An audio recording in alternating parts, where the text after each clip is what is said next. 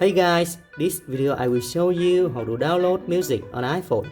First, open Safari and then tap here and access pixabay.com. You can see.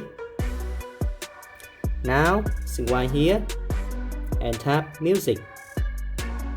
You can click here and enter the song name that you like, or you can scroll up and you can see here. Click here to play.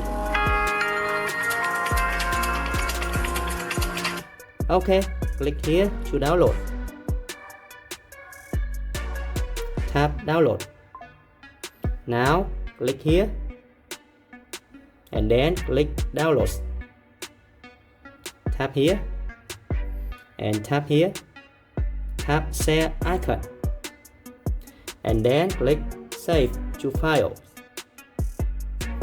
Tap save. Now go back and then open files. You can see the song here.